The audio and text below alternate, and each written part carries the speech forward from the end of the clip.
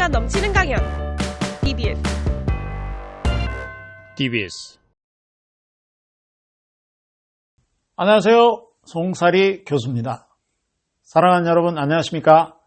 저는 전 세계를 다니면서 또 한국 여러 곳을 다니면서 성경을 강의했습니다. 물론 오래전부터 나완자촌, 군부대, 학교, 교도소 등등 또 성경 세미나도 인도해 왔습니다. 그런데 여러분, 어디든지 죄사함 받기를 원하는 사람 손들라고 하면 참 많이 손을 듭니다. 겉으로는 점잖은 척 해도 양심은 못 속이는 거죠. 마음에 해결하지 않는 죄가 있다는 것은 본인들이 잘 압니다. 겉으로는 거룩하고 점잖아 보이죠? 그걸 잘 그린 성경이 있습니다. 예, 열왕기하 5장에 나오는 나만 장군의 이야기입니다. 밖으로는 군대 장관이니까 투구도 쓰고 갑옷도 입고 번쩍번쩍 하는데 이 속에는 문둥병이 들어서 썩어가는 나만 장군의 모습. 그것이 현대인의 신앙 상태를 그린 모습인지도 모릅니다. 밖으로는 집사니, 장로니, 성가대원이니, 주일학교 교사니 하며 신앙생활을 잘 하는데 속으로는 죄를 해결하지 못해 죄 때문에 괴로워하고 고민하는 사람들이 참 많습니다. 저번에 얘기했던 가늠한 여자 이야기 한번 생각해 봅시다. 돌로 때려 죽이려고 사람들이 돌멩이를 들고 왔죠. 너희 중에 죄 없는 자가 먼저 돌로 치라. 한 사람도 그 여자를 때릴 수 없었습니다. 왜 그렇죠? 예, 겉으로는 자기들에게는 죄가 없고 이 여자에게만 있는 것 같았지만 속을 들여다보면 다 죄인입니다. 여러분 마음에 있는 죄를 적당히 얼버무려 구렁이 담 넘어가듯 슬쩍 해결해서는 안 됩니다. 확실하고 분명하게 해결하지 않으면 그 나라 갈 때 정말 후회할 것입니다. 그 나라 가서 교인 증명서, 직분 받았던 임명장은 통하지 않습니다. 아시겠죠? 그 나라에서 통하는 것은 죄가 눈처럼 희게 씻어져서 정결케 된 마음뿐입니다. 거기는 손끝만큼도 남김없이 죄가 씻어지지 않으면 주를 위해 봉사한 것도 아무런 소용이 없죠. 자, 여러분, 그러면 어떻게 해야 우리 죄를 씻을 수 있습니까? 성경이 말하는 죄를 씻는 정확한 방법은 도대체 어떤 겁니까? 사람들이 잘 모릅니다. 10년을 믿어도 20년을 믿어도 30년을 믿어도 여전히 죄인. 그러다가 죽으면 지옥. 안 그렇습니까? 여러분, 예수님 왜 믿습니까? 죄사함 받으려고 믿습니다. 죄사함 받았습니까? 받았지요. 그럼 죄 없겠네요? 그렇지만 죄가 있지요.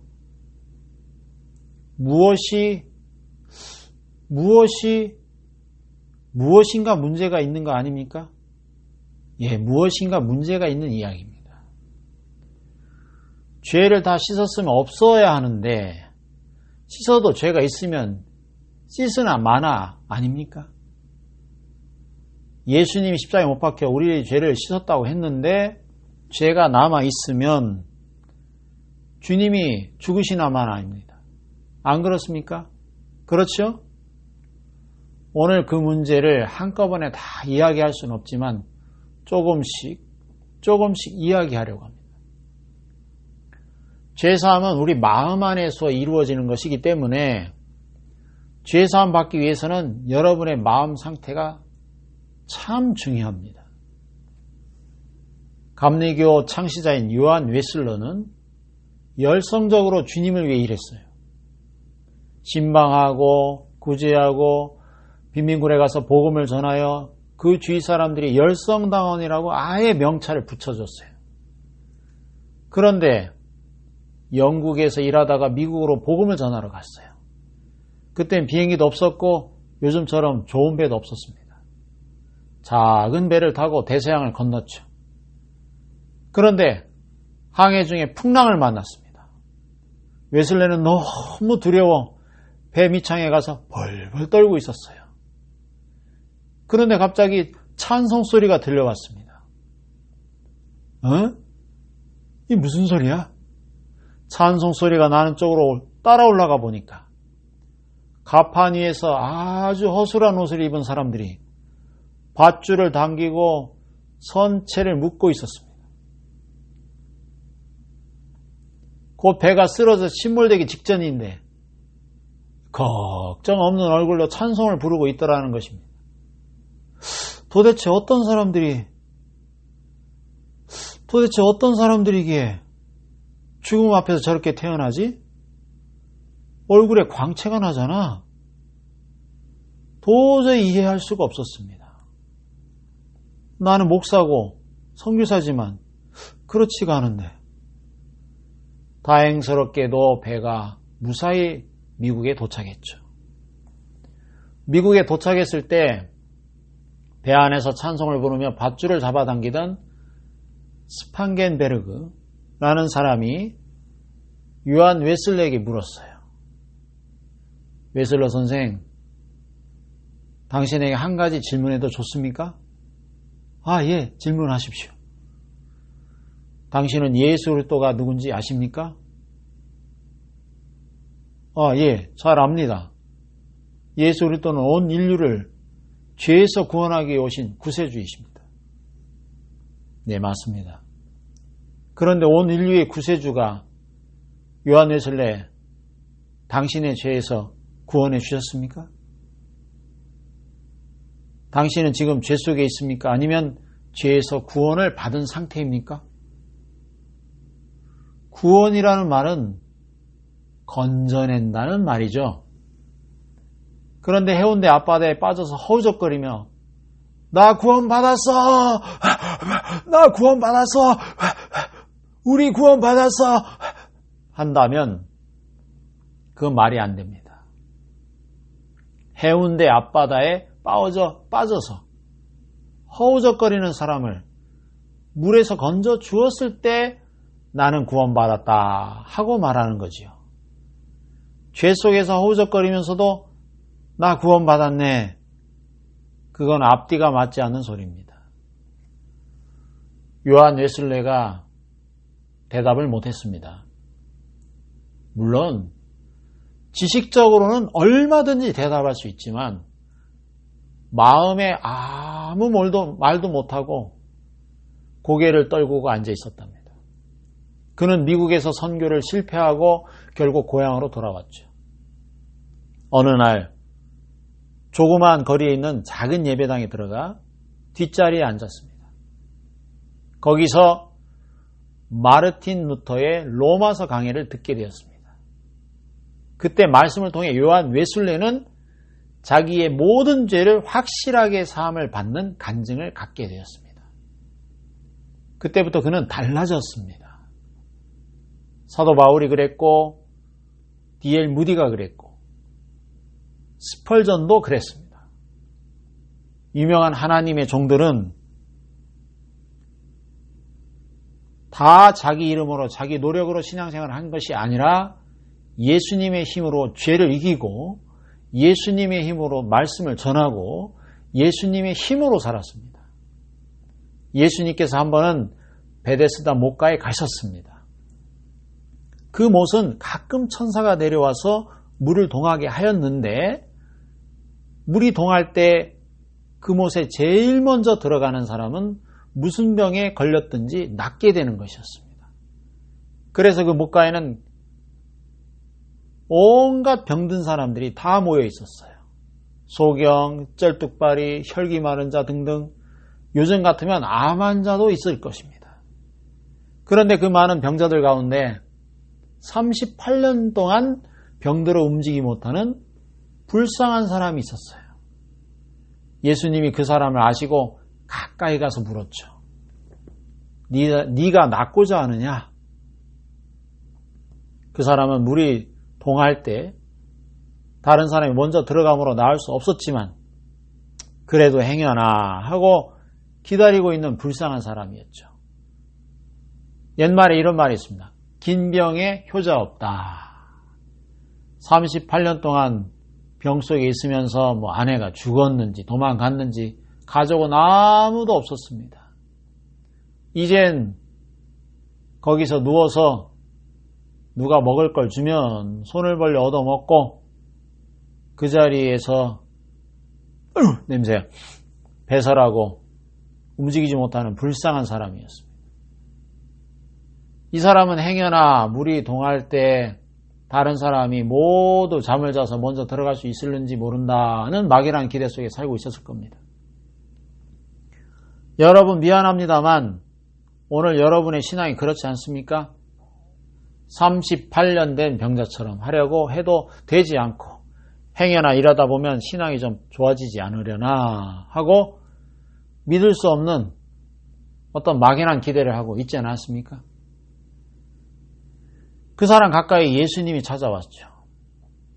예수님이 오셨지만 이들은 예수님이 누군지 몰라요. 여러분의 마음 앞에 때때로 우리 주님이 찾아가시죠.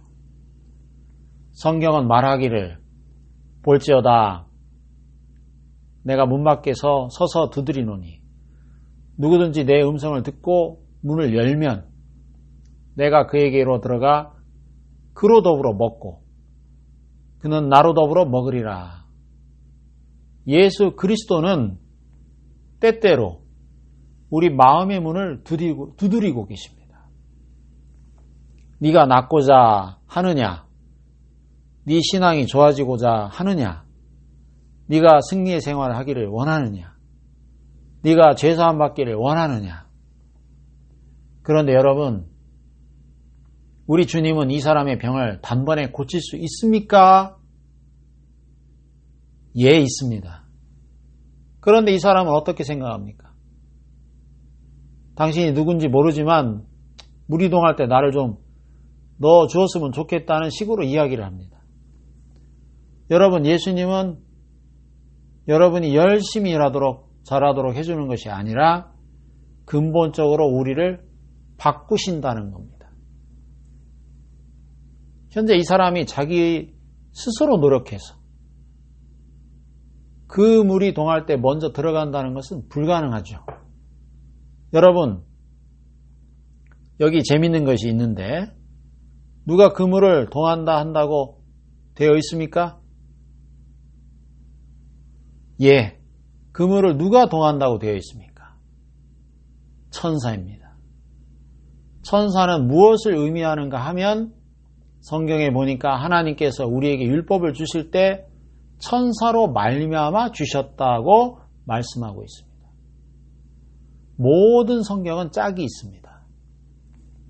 그러니까 우리가 율법을 지켜서 의롭게 되고 거룩하게 되려고 하는 것은 바로 38년 된 병자가 움직이지도 못하면서 천사가 물이 동할 때 들어가려고 하는 것과 같이 불가능한 일이라는 것을 가르쳐 주는 것입니다.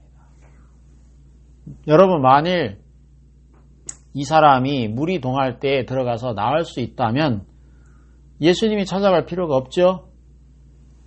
안 그렇습니까? 그것이 안 되기 때문에 예수님은 이 사람을 건지러 오셨다는 겁니다. 성경 다른 것을 한번 봅시다. 로마서 3장 19절 우리가 알거니와 무릇 율법이 말하는 바는 율법 아래 있는 자들에게 말하는 것이니 이는 모든 입을 막고 온 세상으로 하나님의 심판 아래 있게 하려 함이니라. 잘 들어보십시오.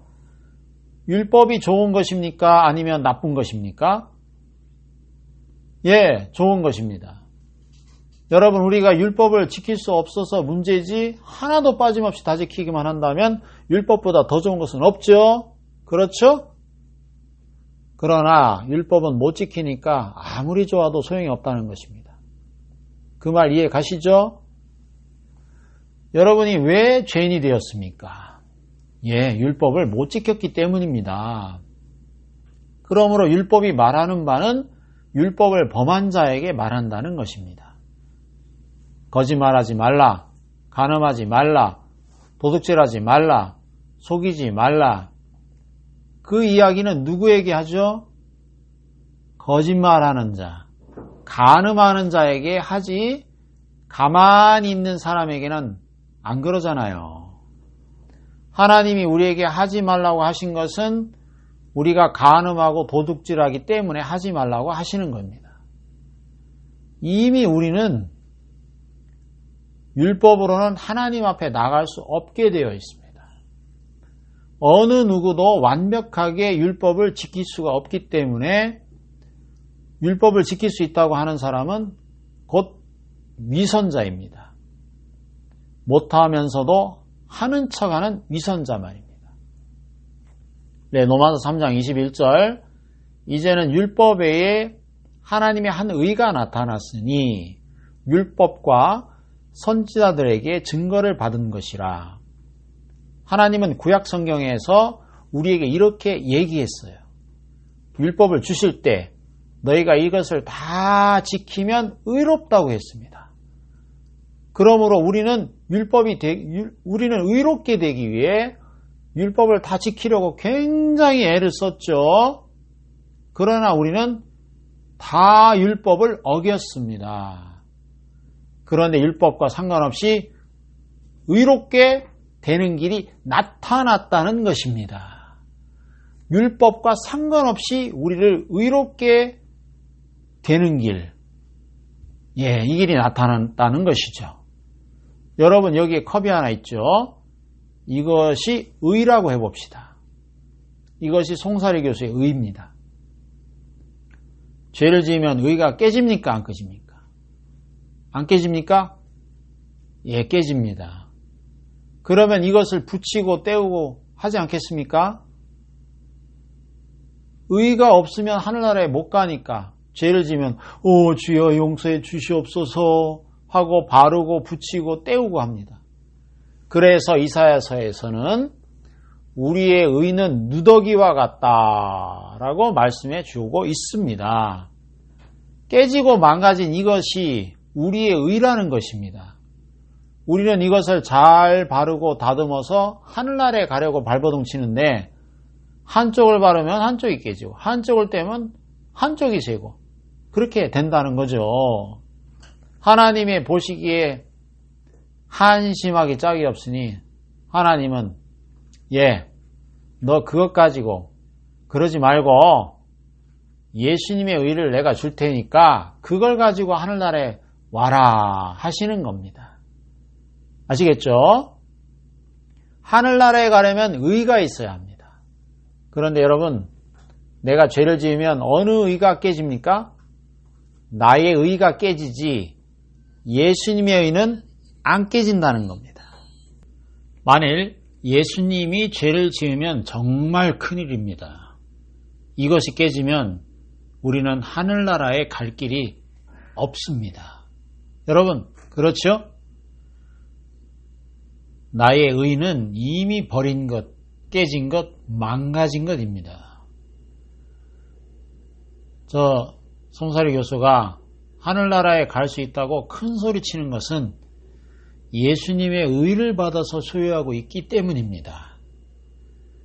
내가 어떠한 실수를 할지라도 예수님의 의는 깨지지 않거든요. 그러니까 나는 예수님의 의를 가져가고 예수님은 나의 깨지고 더러운 의를 가지고 가셨습니다. 하나님은 그 예수님을 모시고 죄가 있어서 안 되겠다. 사형시켜라.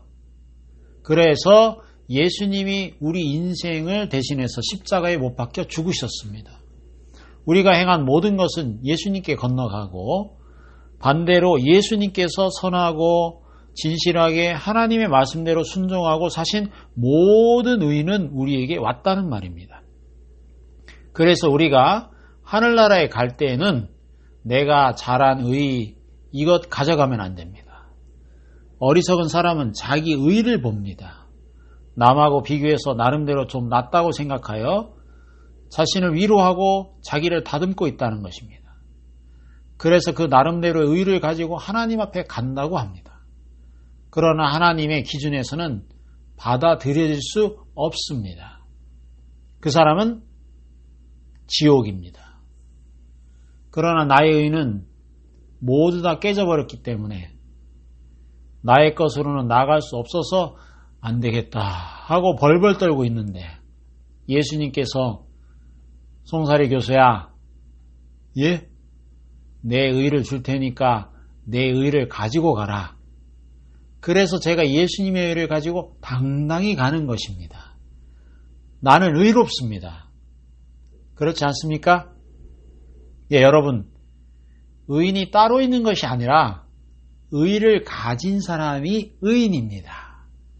여러분, 부자가 따로 있습니까? 돈 많으면 부자지요. 거지가 따로 있나요? 돈이 없어 구걸하면 거지입니다. 그렇죠? 그러니까 의인이 따로 있는 것이 아니라 의를 가진 사람이 의인입니다. 성경에 의인은 없나니 하나도 없다라고 했습니다. 자기 의를 보면 의인은 하나도 없습니다. 그러나 하나님께로부터 온 예수님의 의를 가진 의인은 많습니다. 노아는 의인이라고 되어 있습니다. 야고보서에는 의인의 간구는 역사하는 힘이 많다 이렇게 기록되어 있군요.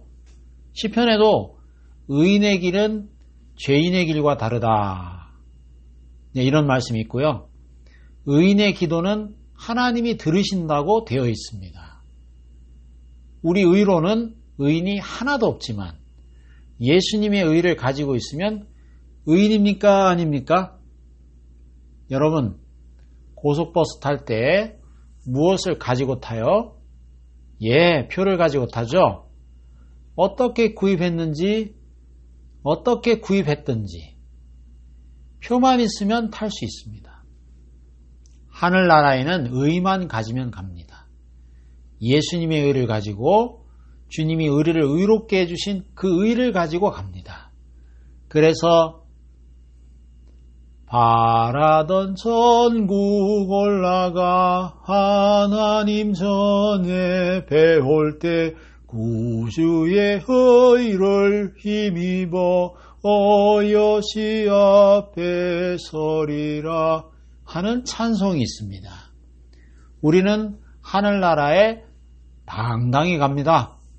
만일 여러분 중에 돈이 없어서 표를 못 살 때 제가 대신 표를 사주면 남이 사줬기 때문에 불안하고 두려운 마음이 있어서 불안하고 두려운 마음으로 차를 타겠습니까?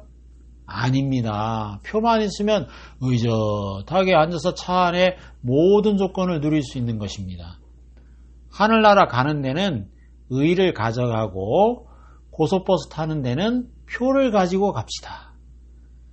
자, 그래서 우리는 예수 그리스도의 의를 가지고 가기 때문에 나라는 인간이 어떠하든지 예수님의 의를 믿음으로 가져가는 것입니다. 이해가 되시죠?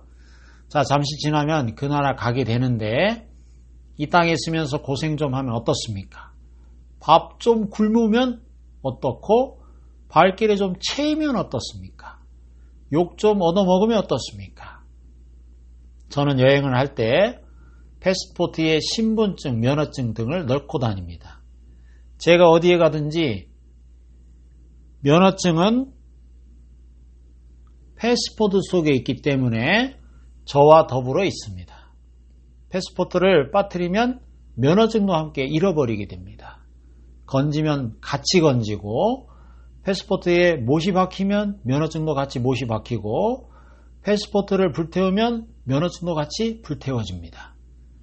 그것과 같이 나는 예수님을 믿는 믿음으로 내 모든 죄가 사해져서 예수님 안에 들어가 주 내 안에 늘 계시고 나 주 안에 있습니다.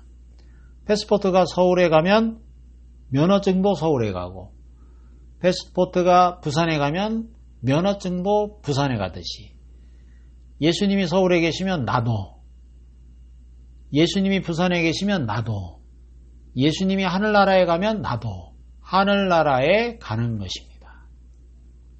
내가 실력이 있어서 하늘나라에 사다리 놓고 가는 줄 압니까? 예수님 안에서 이루어진다는 것입니다. 그렇기 때문에 예수님 앞에 나가려면 그분이 의로운 것처럼 우리도 의로워한다는 것입니다.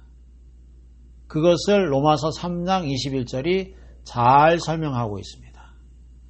율법을 지키고 행해서 얻은 그 의와 상관없이 하나님의 한 의가 나타났는데 그것은 바로 예수 그리스도께서 우리에게 주신 의인 것입니다. 예수님은 여러분의 모든 죄를 위해 십자가에 못 박혀 죽으셨습니다. 22절에 곧 예수 그리스도를 믿음으로 말미암아 모든 믿는 자에게 미치는 하나님의 의인이 차별이 없느니라. 여러분, 제가 어떤 분과 함께 서 있다면 똑같이 의로울 수는 없습니다. 한 사람이 더 착하든지 덜 착하든지 할 것입니다. 내 행위로 말미암아 되어졌다면 절대 똑같을 수가 없죠. 그러나 여러분, 우리는 자기 행위로 가는 것이 아니라 예수님이 주신 은혜로 가니까 예수님의 의는 똑같기 때문에 받으면 차별이 없습니다. 그것은 정말 우리의 행위와 상관없는 것입니다. 23절, 모든 사람이 죄를 범하였음에 하나님의 영광에 이르지 못하더니 하나님이 여러분을 보고 의롭다고 합니다. 만약 송사리 교수가 여러분을 보고 의롭다고 한다면 그 말은 별로 가치가 없지요. 보장해 줄 수 있는 능력이 약하기 때문입니다. 그러나 하나님이 너는 의롭다라고 말씀하시면 어떻습니까? 하나님은 의롭지 않은 사람 보고 의롭다고 할 수 있습니까? 죄인을 보고 하나님은 의롭다고 못하시죠. 그런데 내가 죄를 지었는데 하나님이 의롭다고 하니 이해가 안 가는 것입니다. 어떻게 그러한가 하고 자세히 살펴보니까 하나님은 나를 사랑해서 나를 의롭다고 하시려고 예수님을 십자가에 못 박혀 돌아가시게 해서 나의 모든 죄를 씻어 놓으셨습니다. 다 씻어 놓은 것을 보시고 나를 보니까 의롭다 하시는 것입니다. 하나님 어떻게 씻어졌습니까? 2000년 전에 십자가에서 너의 죄의 벌을 다 받았다. 그래서 의롭게 된 것이다. 성경은 그렇게 말하고 있습니다.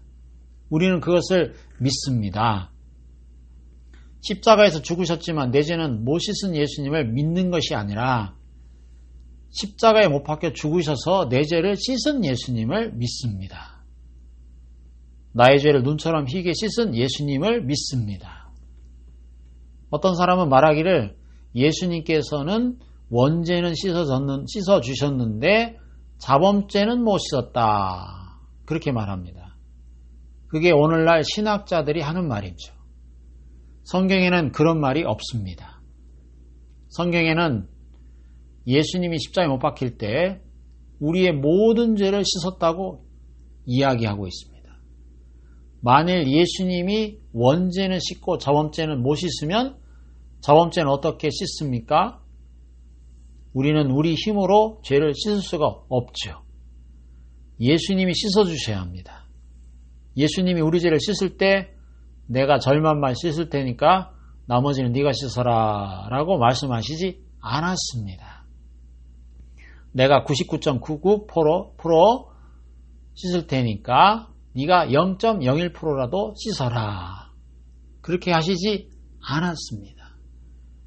만일 죄가 100가지가 있는데 예수님이 99개만 씻었다면 나머지 1개 때문에 나는 지옥에 가야 합니다. 주의 십자가의 보혈은 온전한 보혈입니다. 온전한 것이기 때문에 어떤 것은 씻고 어떤 것은 못 씻고 놔두는 것이 아니죠. 온전하게 모든 죄를 씻으셨습니다. 성경에는 그러한 말씀이 수없이 많죠. 성경에는 죄사함 받는 얘기가 너무나 많습니다. 저는 지난 30년 동안 죄사함 받는 방법이라는 방법은 다 찾아보았습니다. 구약시대에는 어떻게 죄를 씻었는지, 다윗은 어떻게 죄사함을 받았는지 다 있습니다. 정확하게 하나님의 말씀을 기초로 해서 말씀을 드리는 것입니다. 우리는 도둑질했다, 살인했다, 거짓말했다는 것을 자백해야 되는 것이 아닙니다.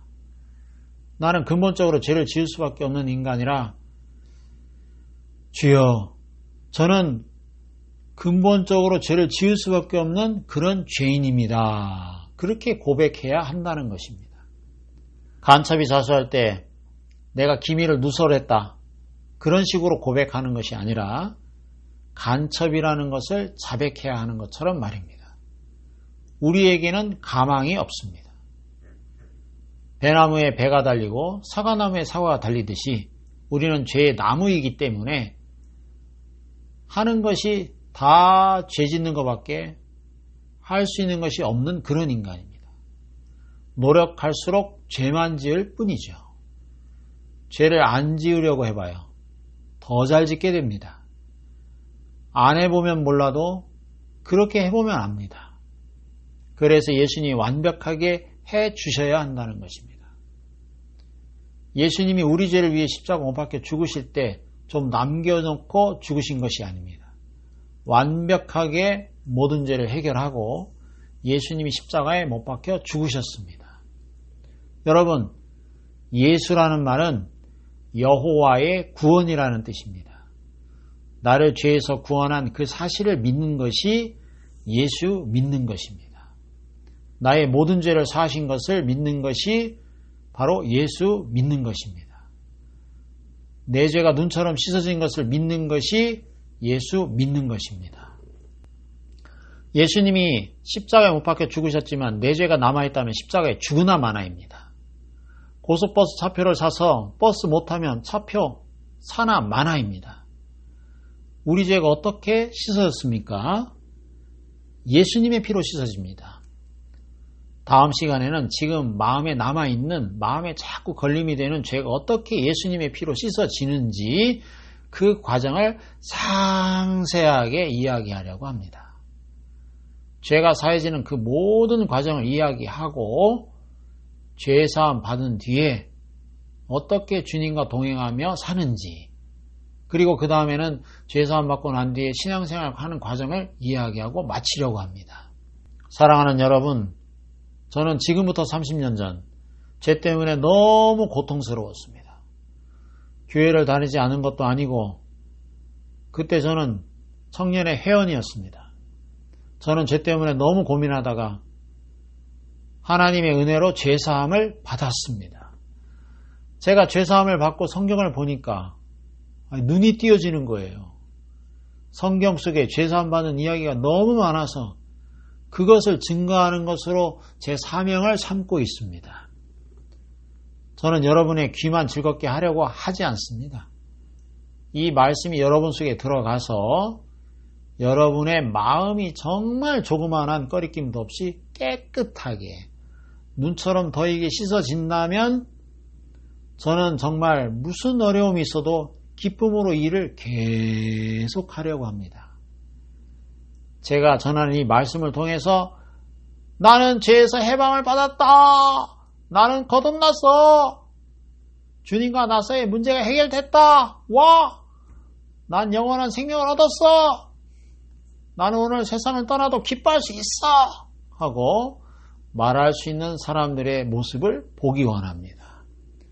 주님도 그것을 기뻐하실 줄 믿습니다.